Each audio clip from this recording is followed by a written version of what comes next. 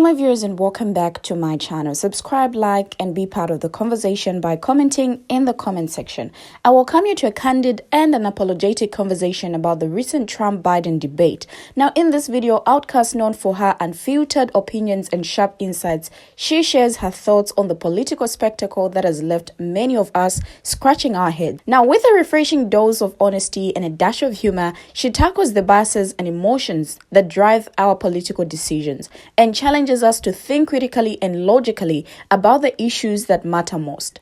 Now, as she breaks down the debate and the politicians, Outcast calls out the flaws and hypocrisies on both sides. She urges voters to consider the facts beyond the rhetoric. With her signature straight talk and no-nonsense approach, she confronts the tough questions and encourages us to do the same. So with that said, join me as we take a look into this thought-provoking discussion and explore the importance of informed voting, critical thinking, and authentic leadership in politics.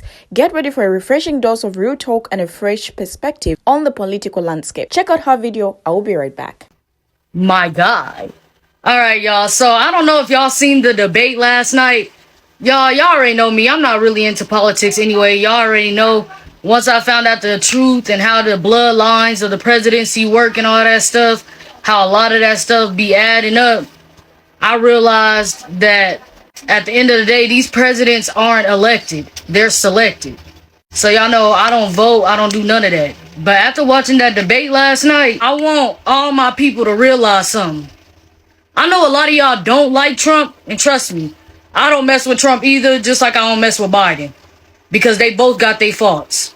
But at the end of the day, y'all got to stop voting off of emotions. Everything our community does when it comes to politics is off of emotion. It's not off logic. It's not off common sense. Nothing. Everything y'all do is off of emotions. And man, when I tell y'all, this stuff is looking sad, dog. It's really getting bad out here. When I look back to what Obama did for us and all this stuff, I came to realize a lot of y'all only voted for Obama just because he was our skin color. Because when you look at the statistics and compare things, like actually go do y'all research. Go do y'all research and y'all tell me what y'all see. If you actually pay attention to what was being done, you will honestly see, even though y'all don't like the man, but y'all gotta think with logic, bruh, and common sense. Trump did more for minorities than Obama did. Trump did more for black people than Obama did. And y'all, that's just facts. As much as we don't like the man, y'all gotta look at the facts, dog. Y'all got this old man up, y'all. Biden didn't know what was going on up there. That is a fragile old man. Half the time, I couldn't even tell. Looking at Biden up there, y'all, that man looked like a polished AI. Like, he was looking like a robot up there. Glitching and all type of other stuff. Like, I don't know what's going on. I understand that y'all want to vote for Biden because women's choices and stuff, he agrees with abortion and all that stuff. But a lot of y'all in the black community claim to be Christians. A lot of minorities, y'all claim to be Christians. But a lot of stuff that Democrats go for, when you actually pay attention, mostly go against the Bible, y'all. Whether if you want to believe it or not. You would think that most Christians and stuff would be Republicans. I don't mess with neither side. I really could care less. I'm not going to vote either way. But I'm telling y'all, if y'all do decide to vote, y'all need to vote with logic and what y'all actually truly believe in. Because a lot of stuff that y'all do, man, it's some wicked stuff. It really is, dog. It really is some wicked stuff going on out here. The way that this generation is working at the moment, like, this gotta be the sickest generation I've ever seen. This is the worst. And see, this is why I come on this app and I be myself regardless. Yes, I come on here and I tell the truth, but I also be myself. I never claimed to be the perfect follower of Christ. I never claimed to be nothing. I never claimed to be no preacher. None of that. I never claimed to y'all that I was nobody. All I do is come on this app and be myself and try to teach people the truth sometimes. And although that I'm not going to vote, because I already know that at the end of the day, people, look, prophecies are already put in place. Whoever they gonna want to win, they gonna win. Whoever they already selected to win the presidency is automatically gonna win, y'all. They make y'all think that y'all gotta say so and who gonna win. They make y'all think that by allowing there to be an election. But at the end of the day, these presidents are selected, not elected, y'all. It's not about really what y'all think. It's really not. They just making the people argue and stuff. If y'all pay attention, shoot, the Republican and Democrats is like a gang they sell. Either you go for the red side or you go for the blue side. Ain't no in between. There's really an agenda, but y'all gotta get out of this sick mindset that's going on. There is too much sick stuff going on out here. To be honest, these past years has been the worst, y'all. From living expenses to food expenses to everything. Jobs is being taken away. Come on, they giving money to other countries when you got poor people in your own country. It's crazy.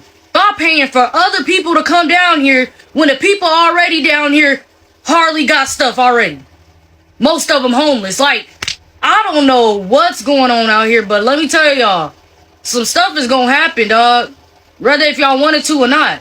And now I don't get into this politics stuff, but I'm sorry, whoever vote for Biden, you really gotta be crazy. After what you just witnessed, that's who you really want to be in office?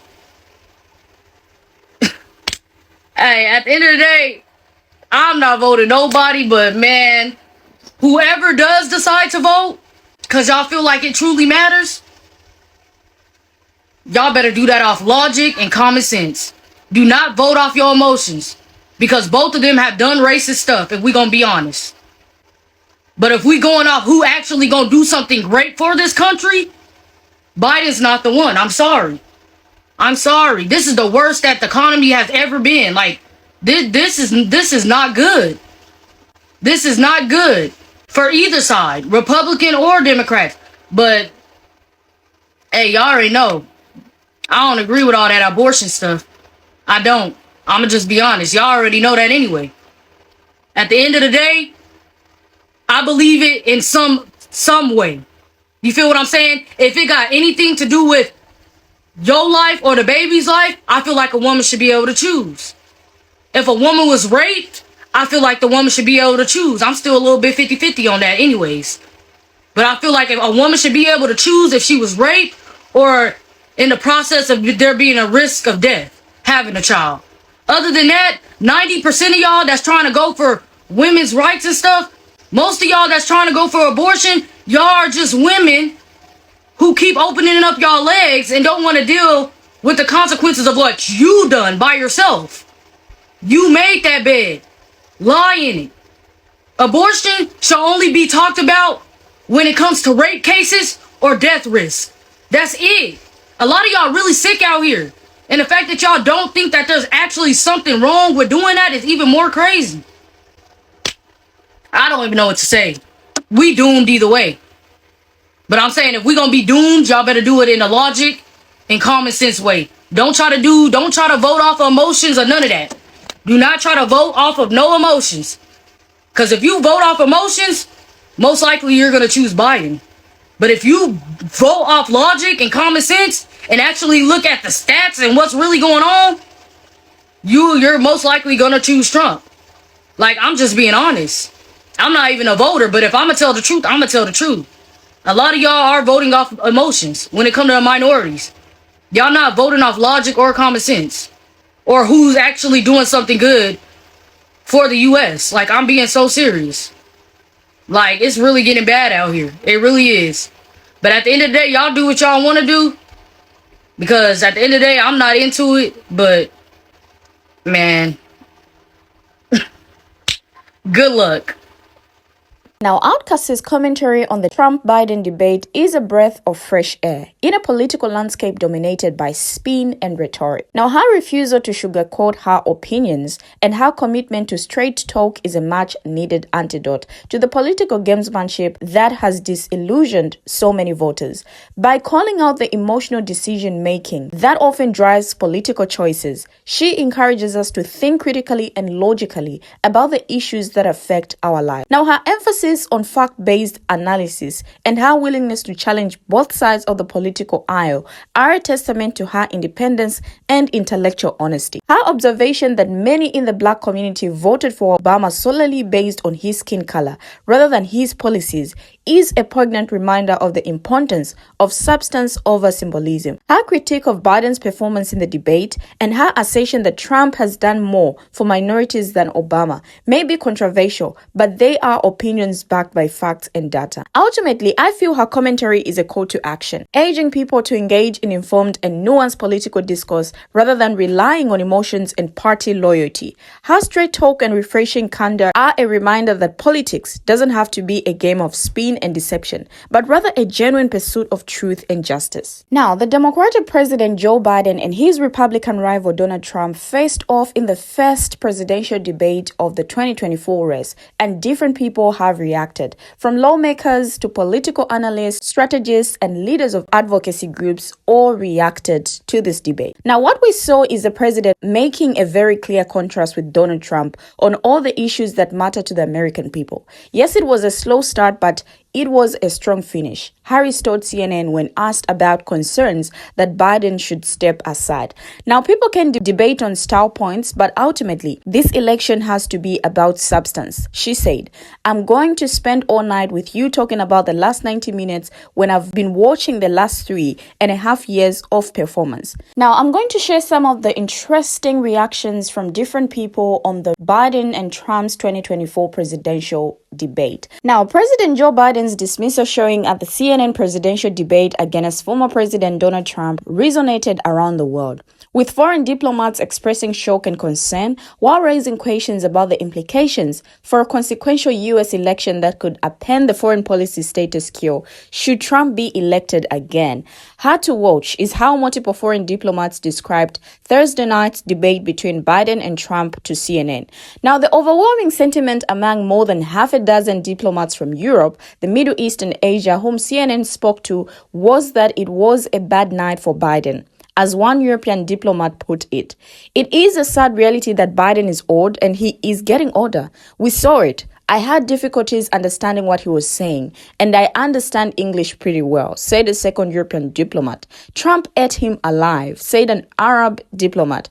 "I was shell-shocked. I could not believe my eyes," an Asian diplomat said of Biden's performance. Now, Biden's debate flop was front-page news across Europe, with left and right leaning newspapers excoriating the president, even in France, where the country has its own elections coming up this weekend.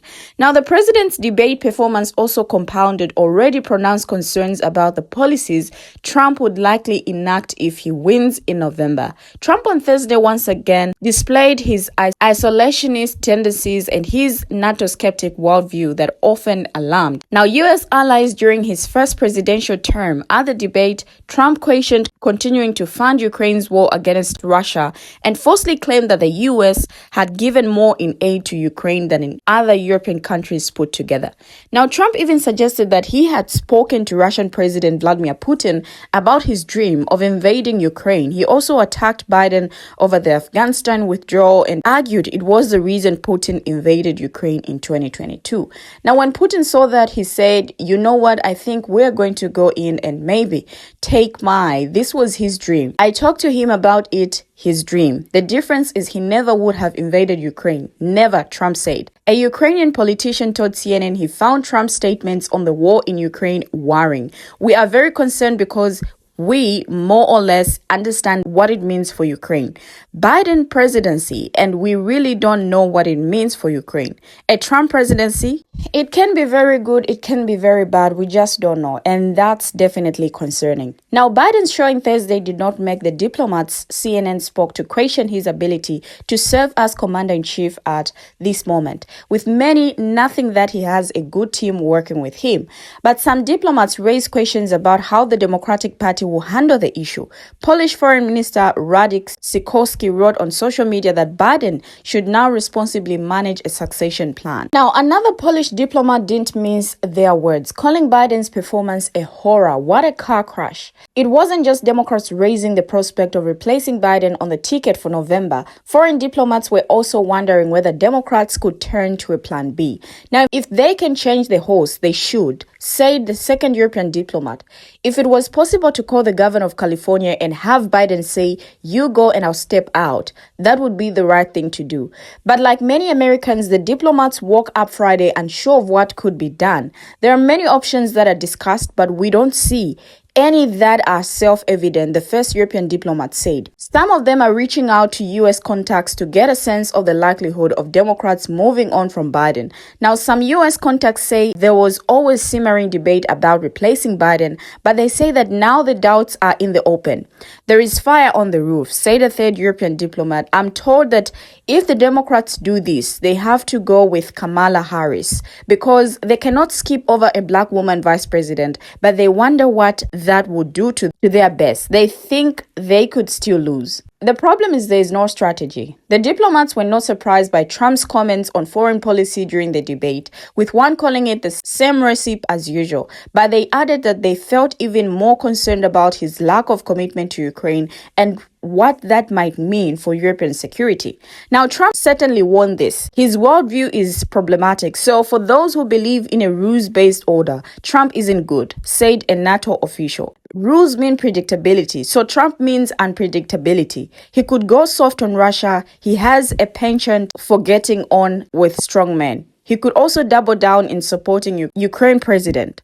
The problem is there is no strategy. It all feels like it's done on impulse. Now, other diplomats also observed that Trump's comments on the ongoing Israel-Hamas war would likely hurt him among Arab American voters. When he called Biden a Palestinian, that was bad. It was an insult to the Palestinians. He lost Arab voters. The Arab diplomat said he could have said that he is the bigger Israel supporter in multiple other ways. Now, still, despite Trump's reinforcing of long-standing issues, there was a real sense of shock and concern about Biden's performance and what it might mean for his chances in November. There's really a lot of reactions from different people, just like we have heard starting from Outcast and now Mary Sage. What are your views on this? Share your thoughts in the comment section and let's have a conversation there. Thank you for always watching and see you in my next video as I bring you another interesting video.